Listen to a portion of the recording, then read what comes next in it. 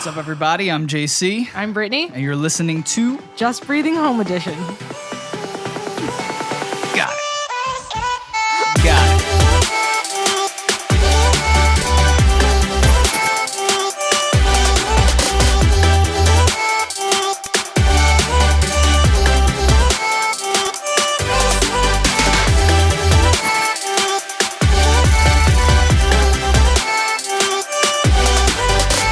So what's up, everybody? This is Just Breathing Home Edition. Welcome back. So I thought an interesting thing to talk about, since this is a place where we talk about things that go on in the home. We talk about children, parenting, marriage, all that kind of stuff. One thing that I ran into today on social media just kind of sparked a conversation topic in my mind. So I usually don't post many controversial things on social media. Yeah. And the major reason, it's not that I don't care about certain things or certain subjects. Obviously, if you've listened to these podcasts or you listen to Just Breathing with Laud and Lungs, I get a little more open with some of my viewpoints on things. I think that's a better way of explaining myself and the way I think about these things than a social media post. Yeah. Because there's only like a certain amount of time that you have in a day to write out everything that you believe and find the right picture or find the right article or find the right video or whatever it is to explain how you feel about something. I think podcasts are where those types of conversations should be taking place because you're with other people. Like I've said in the past, those people tell you whether you're out in left field or whether you're on to something. So I typically don't do that. Usually I just use stories because they disappear, so if I see something that pops out to me, I'll throw it up in my story. Maybe. Right. Usually I'm just sharing my own content. But so earlier today, I saw a post by a guy that I listened to his podcast, and Christian guy, very biblically focused in his worldview. And he kind of looks at a lot of, he and his co-hosts look at a lot of cultural issues, world issues, issues in the church, and just kind of comment on them from a biblical perspective. So they're not trying to bring their opinion as much as they are like, this is what the Bible says, so this informs my opinion. Yeah, I love that. And I'm kind of getting to that point too, where like I'm so tired of so many different opinions because most opinions aren't educated. Most people just feel a certain way and then they react. You could get into so many different subjects that are that basis, where it's very feelings based. Not much data is given. And when you actually look into the data, it paints a completely different picture. Now, that's the scientific method. Like, that's what we should be doing with things. We should test our feelings to see if they're true. Yeah. But we just don't do that. And we've kind of excused that. We've like allowed people, I mean, even just stupid things like, my truth. What the heck is that? Your truth? There is only truth. And anyway, I'm not getting into that, but I shared something to my story today from this guy's Instagram page. Thought it was a great post. It was talking about critical race theory. And it was basically just explaining how in 2 Corinthians, it basically outlines how after Christ, after his work on the cross and in his original intention when he created the world. And we've talked about this in the past on this podcast, how we are all created in the image of God. I forget what the Latin is or the Greek for that term, but it's basically in God's image. Everyone, every race, creed, every single human being. I'm getting tired of race. Because race is something that was really made by white people that wanted to put authority on other races. And another interesting thing. So if there's any, I'm sorry, I'll get to you. If there's any white privilege or if there's any white supremacy going on. It's the fact that so many people desire to focus on race when it was established by racist white people. Yeah. That's the only problem with whiteness that I want to focus on. Yeah. And we need to stop this race talk. Yeah. We are human beings. And if we just advocated for caring for human beings, this would all go away. Yeah. You know, I'm sorry. No, I think that's good. I always, in my simple mind, like you go back to the beginning and, you know, if you believe in the Bible, Adam and Eve, and like, that was it. Right. And then from them, the world came to be. And I say that because God didn't like be like, well, let me make a bunch of different races of people. Right. And then they can populate the earth. Even if you don't believe in Adam and Eve, even if you believe in science and that's your religion, because we all have a religion, we all ascribe to liturgies, we all ascribe to practices that we try to carry out in our daily lives. It's religion, guys. Let's get over this hump that some people aren't religious and some people are. No. Even if you are just about science and you believe in Pangea, that we all stem from one place in, you know, Northern Africa, where life was created, not that far from the Garden of Eden, where Christians believe that life started. It all started in one place, one human race, and you could believe in evolution. I honestly don't care. For this conversation, and this is not even the topic, but I'm going off. But we all started as one human race that stemmed in and traveled into other parts of the world. Right. Which would make us equal. And then those parts of the world that have different temperate climates, that, you know, had more exposure or less exposure to the sun, changed our melanin levels and changed our complexion. Race was not a part of that. We made that. Yeah. There was humans, and then we decided that the skin color of the other human was... Just look at any point in history where genocide has taken place, where atrocities has taken place in war, anything like that. One side believed that there was others. They made that human on the other side into an other, not human, into an other. We do that with lots of things. Yeah. We do that with war. You like to make the other side you kind of villainize them so that you can, it's a little bit easier. Dehumanize them. It's easier to justify the killing of so many people. Right. When you have that in mind. Yeah. But yeah. And that's it's a necessary thing to do in war because it's a hard thing to go and to kill another human being. I've never been to war. I never want to go to war. I am so thankful for the warriors that are out there fighting and protecting my country. But it's a hard thing, and you have to psychologically do something. Oh yeah. Or you'll go crazy knowing that you took another human life. I have not worked through that in my head, but I'm sure there's I don't know how you go about that, but yeah. I don't know. I'm definitely thankful for the people who have defended our country. I don't know. But anyways, that just sort of sets the basis for the thing that I shared to my story. That's all it was. It wasn't, I hate critical race theory. It wasn't. So wait, what was it now? We talked so much around it. What did you post?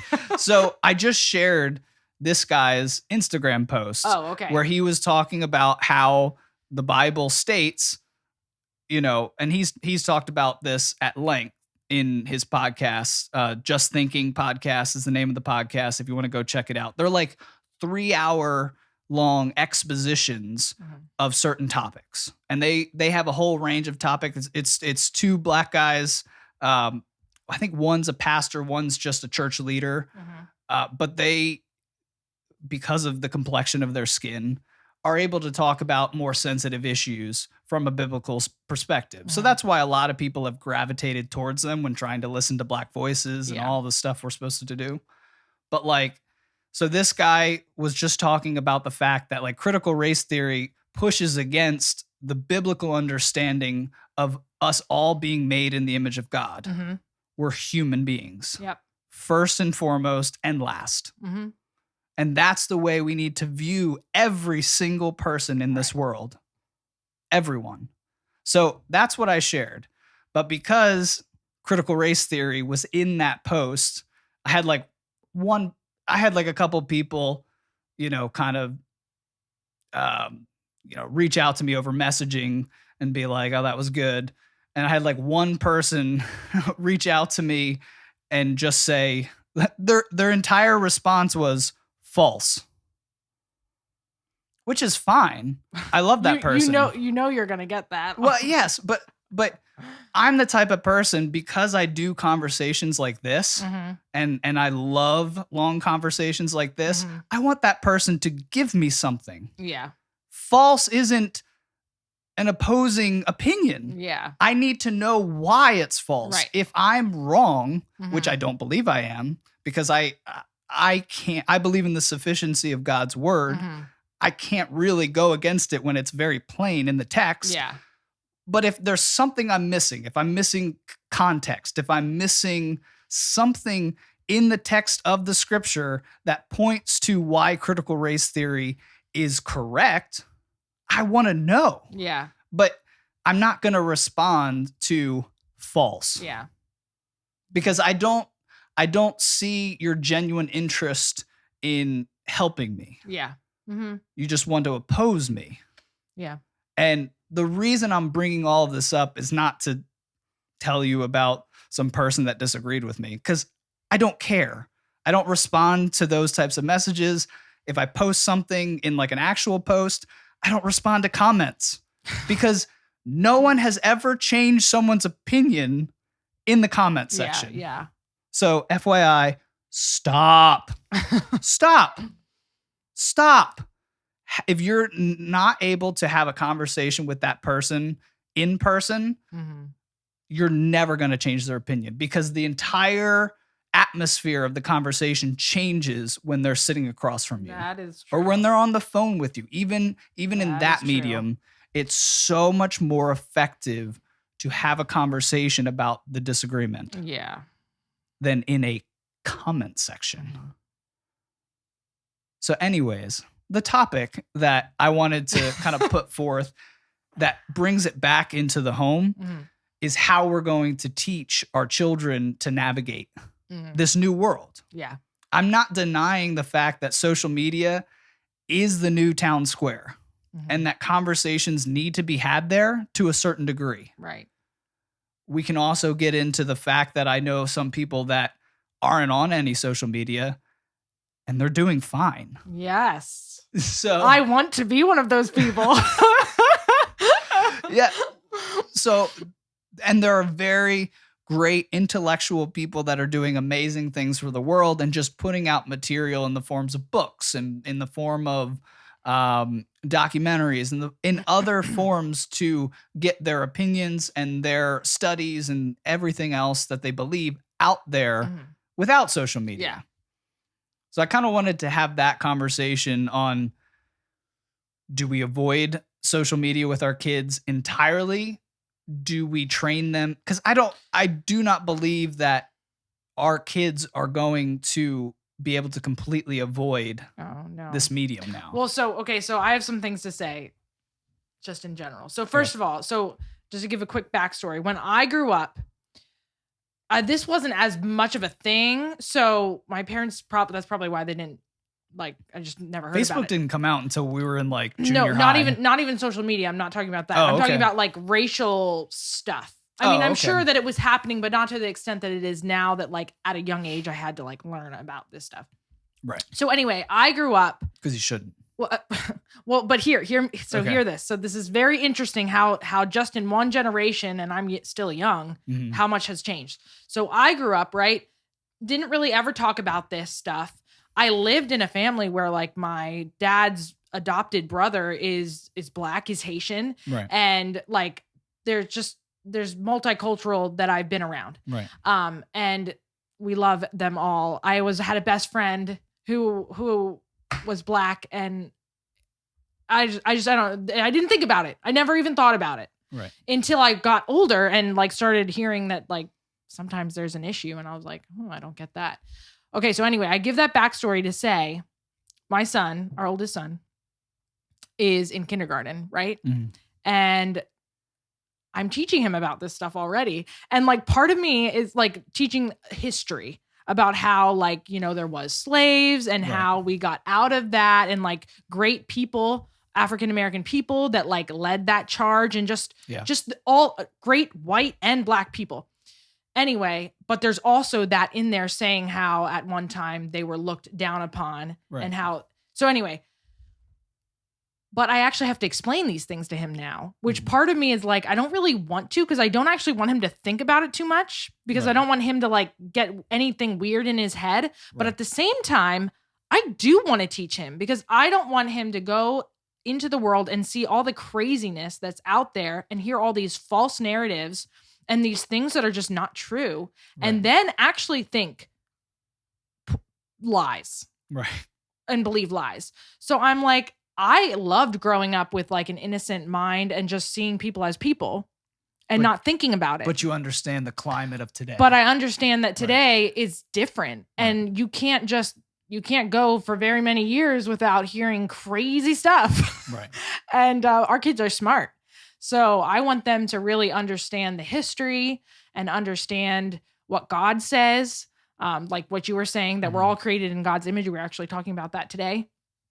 And for them to know that like everyone is on the same playing field. Yeah. We are all beloved by God, created by God, and we all are in need of him. Mm-hmm. And that's really all you need to know. Yeah. And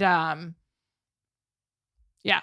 So I guess long story short, I think it's a shame that I have to be teaching him this stuff in kindergarten. Yeah. But I think it's necessary. Though, you know, on our last podcast, we talked about homeschooling. The fact that you get to teach this to him, though, is such a benefit, because you're able to bring in actual examples to explain some of the things that went on, that still go on, that he can be a part of the change in the world. Mm-hmm. You know, so it is good to teach these things so that they're going out knowledgeable enough to just kind of push aside the lies and bring change. Yes. It's like necessary. It is as a parent though, it is a hard thing, because you you just basically pray that they will hear what you're saying, because as you're teaching them, you're like, as I teach them this, I feel like there is a tendency for them to maybe like have wrong ideas,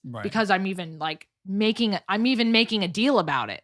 You know what I mean? I hate that. Yeah. Because they're so smart. Like they even think about it. They're like, oh, so the people they know and love and are friends with that are black, they're like, oh, so those people would have been separated from us then? Right.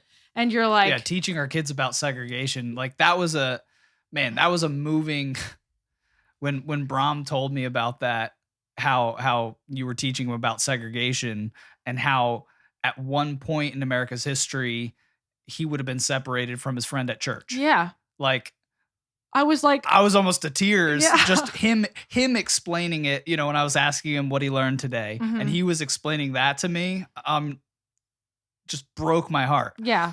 And I agree with you. I wish we didn't, but there's something that is so crucial in teaching the real, dirty, authentic history to our kids, because now when he sees segregation pop up, and it is popping up again, thanks to critical race theory, he's going to be like, no, I'm not separating myself from my friend. Right. Mm-hmm. You know what I mean? Yep. He's going to be able to come in and be strong in his convictions because of the history that he's learned from. Right. Our training, but just history. Yeah. Didn't we work hard to get away from this? We did so much. Didn't the black community suffer and struggle to get us back to unity? Right. That's just, And that's a it's a very strange thing. We're like putting down, I'm sorry to interrupt you, but No, we're like go. putting down the things that they worked hard to do. Like they did so many brave and courageous things. And now we're we're putting down those acts as if they shouldn't have done it. Right. Like how rude is Right. that? That just gets me a little fired Well, up. and the most nefarious part about it is that it's in the name of compassion or empathy as the buzzword right now. I hate that word because compassion is the virtue that you actually should aspire to. Because compassion is actionable and it actually moves you outside of yourself to go and help your fellow human beings. Empathy just means that I can kind of feel what you might be going through. It does nothing. It's completely worthless when it comes to actually going and To do being something about it. change Yeah. in the world that you want to see. Mhm. You know, being the change that you want to see in the world, I should Yeah. say. Yeah. Man, we're on the race Yeah. topic tonight. But okay, so I love it though. No, but I think this is perfect because so history, having a grounded understanding of history is going to be incredibly important for social media. Mhm. You know, if they ever get on social media, I mean, you talk about the things going on social media right now, the censorship. That's a new thing. Mhm. We've never had that in our country. There's been a few times where the government has taken control of certain things above and beyond the power that was actually bestowed to them in our Constitution, and kind of force things upon the American people. But it's so strange to see it so blatant Mhm. on social media right now. And I'm not talking about people just getting kicked off the platform. You know, like that's the social media providers' prerogative. You know, they can do what they will, but to literally delete posts that they just find truthful or offensive, especially when one of the most disturbing things to me, just to give some context, is I saw a guy post about let me think of what the topic of it was. Ah, man. Oh, it was when there was a lot of conversations recently on 2A, the Second Amendment, the right to bear arms shall not be infringed. And this guy, he's a Green Beret, you know, he does a lot of self-defense training with people, gun training, things like that. He outlined all of the times in history that countries removed guns from their citizens and when genocide took place right afterwards. Oh. And he gave dates for every single instance. Oh. And he went through and he just was like, and here in Czechoslovakia, and here in China, and here in Russia, and here in Germany, and here in... And he just went down the list of all the times that weapons were removed from the citizens and then genocide was able to take place. That's something that needs to be posted up there. Now, it's a controversial post. It's a controversial post. How is that? No, it's controversial if you think that guns are what kill people. But if that's the facts and the data, how is that? I'm not saying that it's not truth. But I'm not even he's not telling you. Well, maybe he is telling you how to interpret that. But well, he's saying that's like history. I mean, it is history. Yeah. So that's like saying, "Oh, we don't like that history. We shouldn't teach that one. Take it down." Yeah. Take well, it they down. did. They did. They deleted his post. Yeah. Yeah. And the only reason I'm saying it's controversial is because there are people that have a different opinion. Yeah. Anything's controversial if someone else has a different opinion on it. Right. I don't mean controversial as like it's the biggest issue. It's a pretty big one, especially considering the millions of Americans that own firearms now. Mm-hmm. Like, I dare you to try and take all of those away from people. Let's not dare people. Let's not dare people. But there's a history of governments doing it. Mm-hmm. I mean, Australia doesn't have guns. Oh, I didn't realize Britain doesn't have guns. I knew that. So it's already happened in these westernized, developed, democratic countries. I'm really surprised at Australia. Yeah. Now, certain firearms. So I'm like, don't they need that to like shoot a snake or something? Like It is crocodile, like It is Australia. No, I'm sure there's Britain, there's none. that's crazy. Australia, there's probably like hunting or, different firearms like that. But, assault weapons, anything of that nature, no one's allowed to own. So it's just, I'm not trying to get into the two-way argument now. But what I'm trying to point out is it's scary. It's scary that you could put an opinion out, you could bring the receipts and put all the dates, where it happened, when it happened. Cause it was like, I'm making this date up, but like it's kind of almost historically accurate. 1939, Germany removes guns from its citizens, then the Nazis take over and, things take place. Yeah. And that was a repeated action. It didn't matter if they were fascist or communist. It didn't matter. It just happened. Same way. So you could bring all of those things, and social media now could be like, we don't like it. Like you said, we just don't like that part of history. We think it might offend somebody. We think, we don't want to inspire radical people who are going to hate the government more through your posts.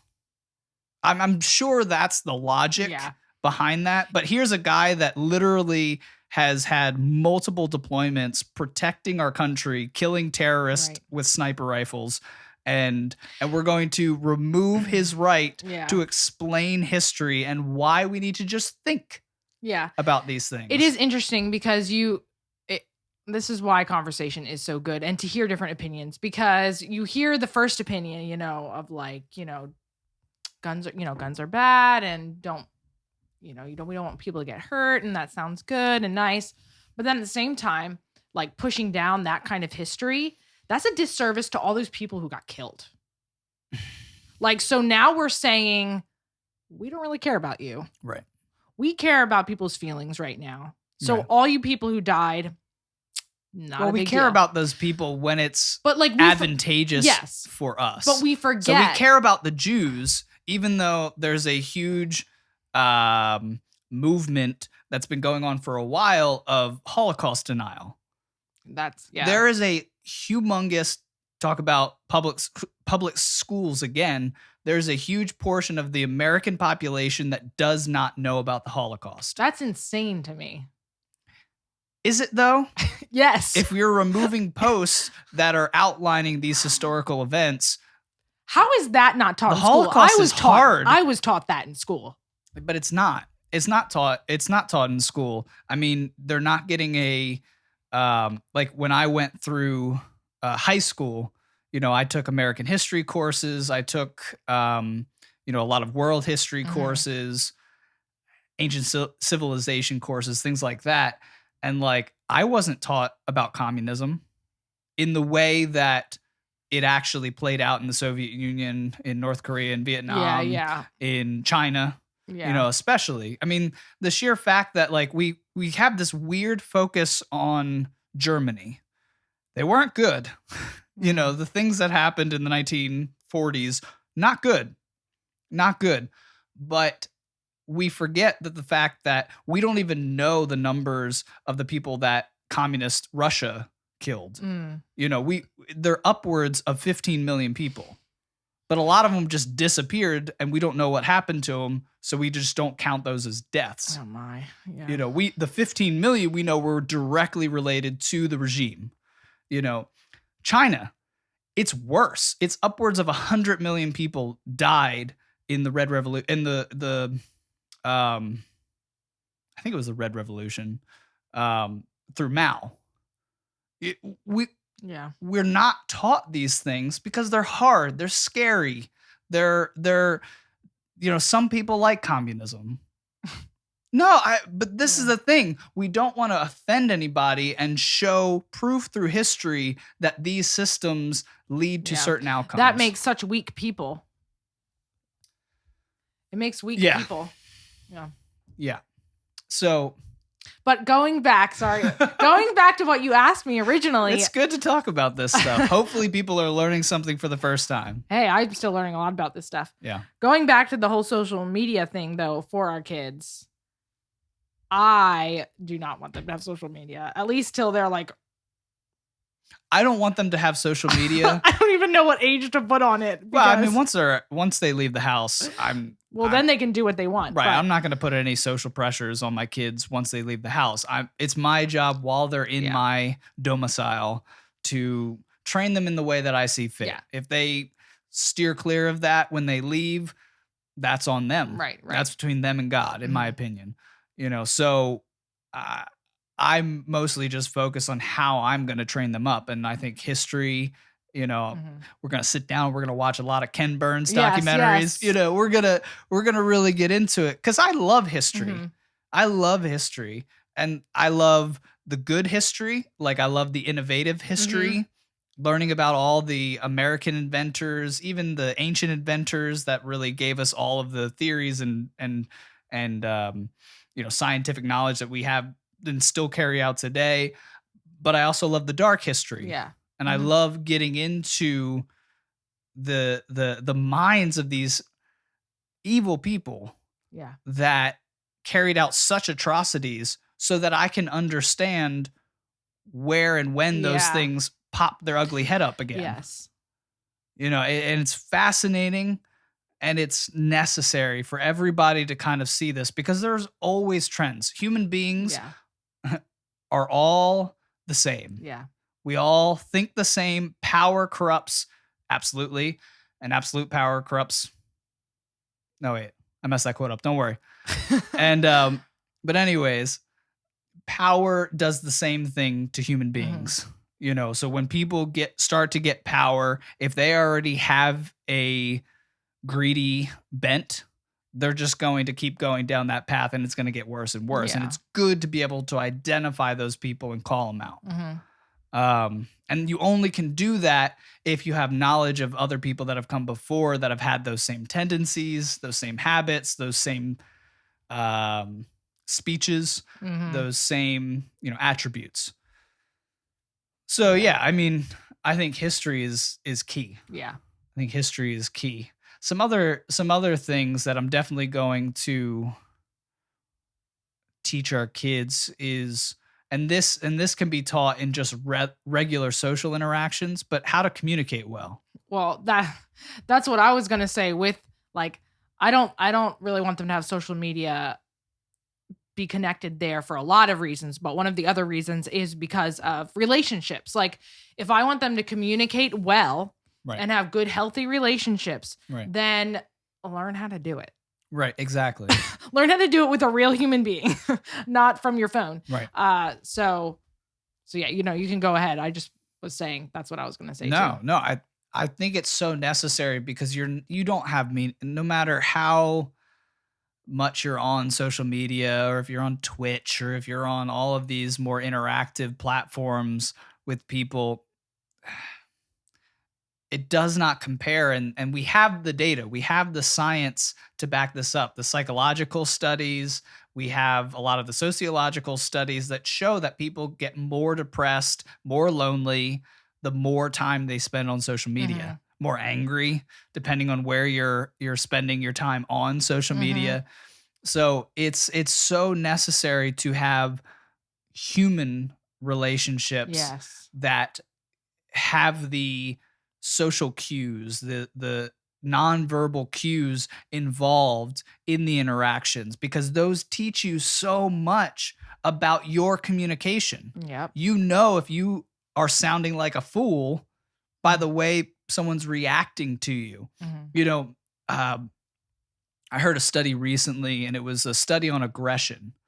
And I guess this guy, and I'm not going to get into a lot of the scientists and try and pull all their names up, but this guy had this one idea before conducting this study in Canada on aggression. He believed that everybody was good at birth and aggression was learned in their social environments or socialization as they grew older. And what he found after studying thousands, it was one of the most funded studies in Canada. What he found was the most aggressive children that actually were able to show some of this aggression were 2-year-olds. Mm-hmm. And it's such a crazy thing because, I mean, they were the most likely to yell, scream, hit, bite. And I mean, they were able to really narrow down the ways in which they were acting out their aggression. And what they found was there was a lot of social factors that decreased. If the right social factors were in place, it decreased aggression over time. And then by the time people were older, they were far less aggressive than they were early on. Right. So it completely flipped this guy's, yes, psychological understandings on its head, but the science informed him and he moved forward with that determination. Yeah. And it was just so interesting to hear that. And the reason I'm bringing this up is because one of the factors that greatly increases or decreases, I should say, aggression in children is friends. Mm-hmm. And making sure that they have these healthy relationships as early as possible. Yeah. Because there's a lot of social factors like single motherhood that increase the overbearing mothers and single motherhood and a lot of different factors that go on there that increase a child's aggressive tendencies going forward. And they're more likely to become delinquents and, criminals and things of that nature. But if you can get them with healthy and help them develop healthy relationships early in life, it drastically reduces their rate of aggression. Yeah. And it just stuck out to me because I was just like, again, we've talked about friendship in the past. It's scientifically important for our lives and for our socialization in living in harmony and peace with other people. Right. So what I'm trying to say is the trajectory of humans from birth to death is peace. We're trying to get in that direction. And right now, social media is pulling a lot of people out of the situations that they need to be in to get to that harmonious place of their aggression being under control and at peace with other humans. Yeah. Yep.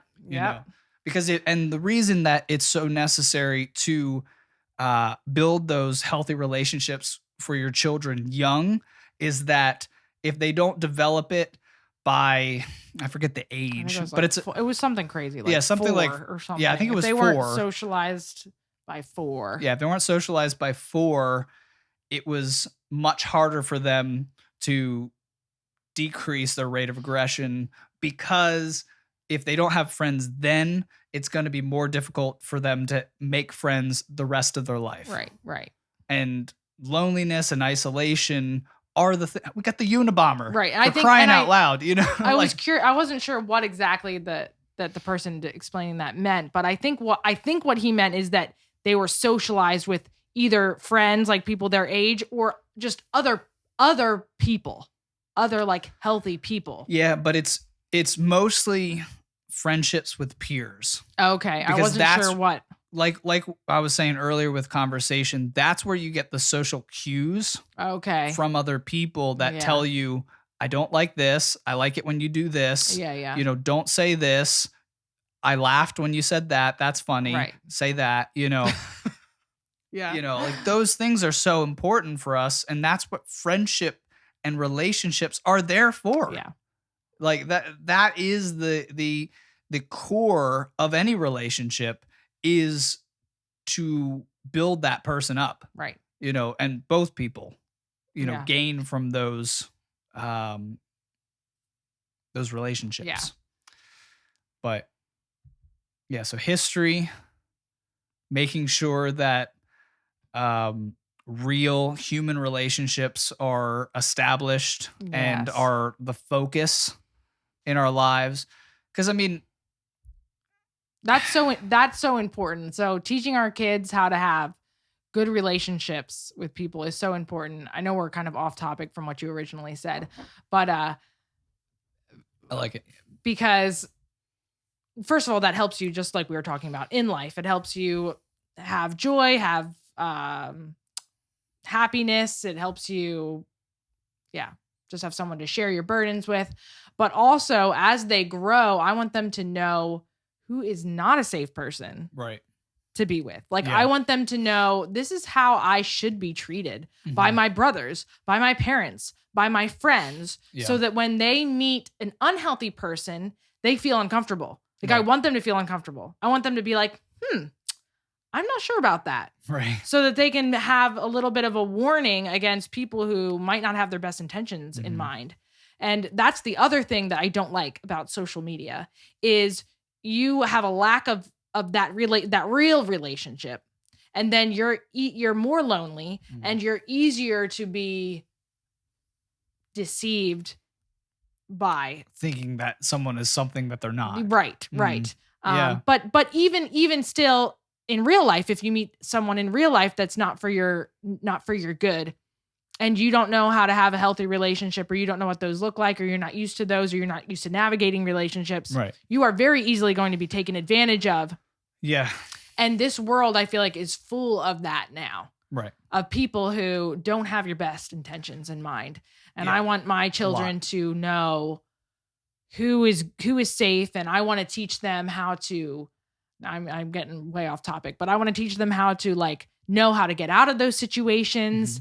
I feel like I was blessed for the most part to not have to navigate that for the most part, but I feel like if I would have been a little bit better prepared, that I would have been able to get out of some situations that I didn't want to be in. And I want our kids to have that. I want them to know, how to realize this isn't good. This person's manipulating me.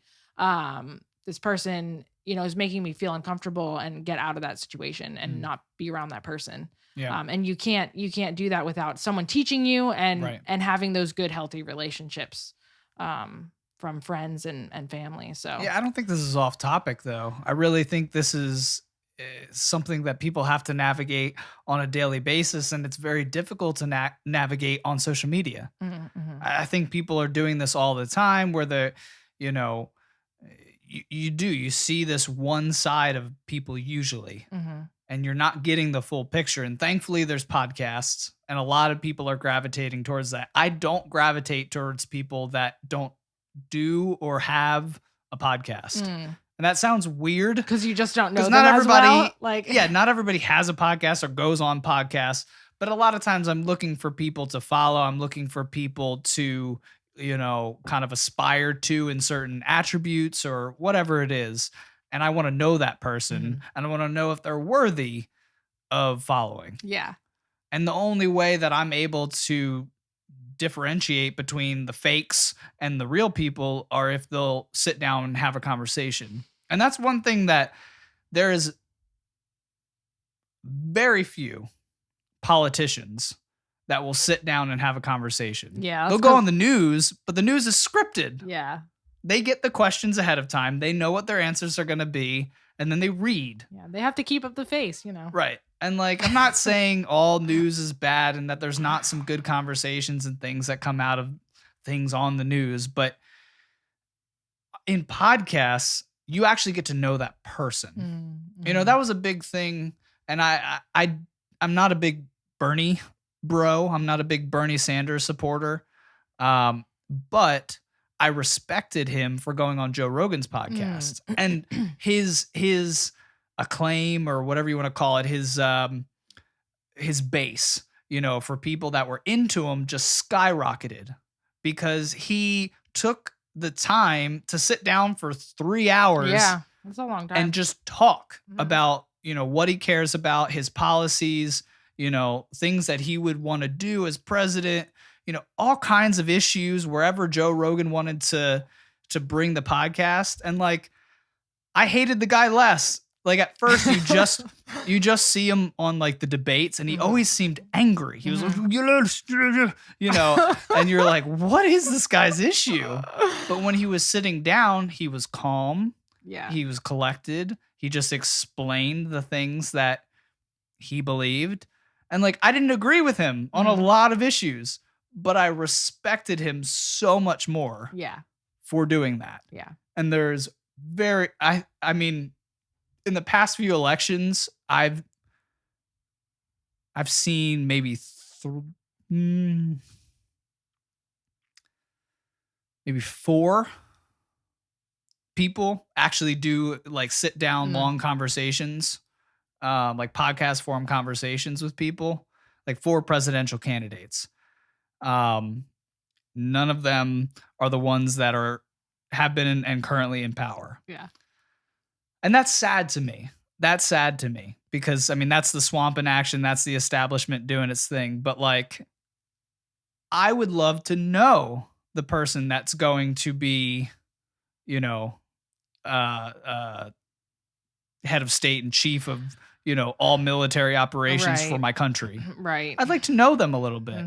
And we never get those opportunities. And that's why I don't like politicians for the most part.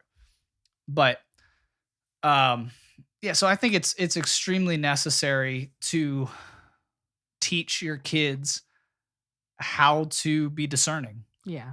How to know when someone is fake, or how to know when someone's trying to play you for something, or you know, someone's trying to, I don't know. What are some other ways that I'm trying to think of, like in a social media context? A lot of people just play a role. They just kind of, they get on their team, or they just, you know, hire a photographer and play a part, and everything's all peaches and cream. And it's so necessary to teach your kids how to see through that stuff and to value the authentic. Yeah. You know, value the real. Right. There's something so interesting that I've just thinking about now as we're talking about this, but when you have good friends, it helps you, and I want this for our children, for them to have, but it helps you realize like who you are a little bit better.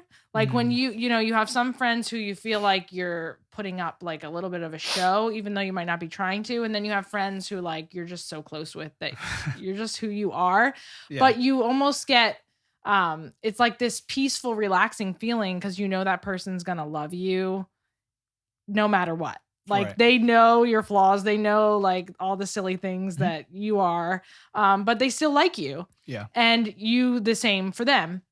So it kind of gives you this helpful, like, you know, it's a safe person, and you get more and more comfortable with who you are, but a friend also points out things that they see need to change, not because of their opinion, but maybe for whatever you know, if you're being selfish with something, or you're making an unwise choice, they'll usually tell you if they're a good friend. Right.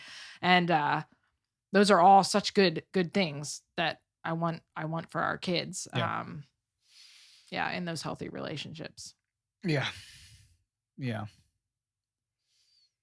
So definitely not social media until they're out of the house. Yeah.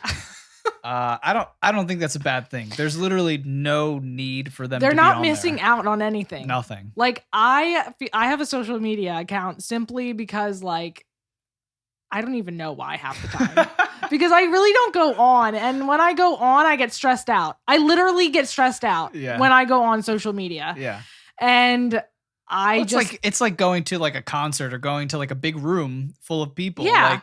Well, you have to. It's nerve-wracking. There's so many things going on. And if you're not desensitized to the amount of things going on, and I don't know. But see, the thing is too, is like when you like comment on things, and when you like things, then that's something you have to maintain. Like, I mean, you have to, like, if you put a thumbs up for like someone, like, I don't know, their cousin got married or something, like you might need to remember that the next time you see them. I don't want to have to remember that. Like, I'm probably not going to remember that. Like, it's like all this information that I'm like, okay, I barely see this person, but now I have to know about them. Yeah, literally no one thinks that though. But it's stressful. Literally no one thinks so that stressful. because tomorrow everything's different. Like, that's how fast-paced social media is. Like, some people post multiple times a day. So, like, they might be doing this one thing. You're like, did you see this person's post? And you're like, which one? You know, because they have multiple posts. You're like, oh, the one about this. You're, oh, yeah. You know, it's still stressful. I go days without going on. And that's fine. And then I'll go on and I'm like, this is why I didn't go on. This is so stressful. Yeah. Yeah, that's a little bit of social media. That's a little bit of you. It's just me. A little bit. No, but I think it's really good that, like, I don't love social media. I'm on it. I post on it. And you don't. but it's a great balance. Yeah. When we're training our kids up, like, it's not needed. And sometimes it can be utilized to get something out, to let people know that a new podcast is up, to, you know, whatever it is. So, like with everything, there are pros and cons. Yes, always. And you teach your kids those pros and cons, and you teach your kids the mistakes that you fell into on social media. Like, my kids, I'm never going to train them to comment on anything. I'm never going to train them to respond to a comment because those people don't know you. You have your friends. Yeah.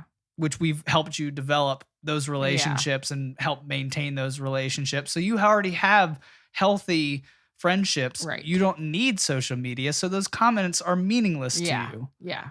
That type of thing. Yeah. So I think there's a balance. I think there's a good balance there. Anything else that you can think of? To that original question? No, not really. Yeah. I knew this would be a hard one for you. Wait, talking about social media. Oh, yeah. But no, I think it's so much more of a parenting question than a social media question. Yeah. Train your kids up right, and you've done all you can as a parent, and that's the goal. You do everything you can to train your kids up right, to do the best that to be the best that they can be in navigating this world. And that's all you can do. So, all right, let's wrap it up here. Thanks everybody for listening to another episode of Just Breathing Home Edition. We'll be back on Monday with another episode.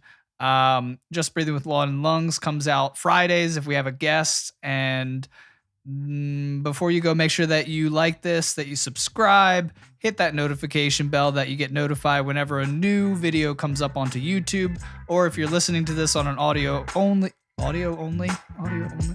platform, make sure that you subscribe, follow, leave a review, 5-star rating only, and we'll catch you on the next podcast. Love you all. Bye.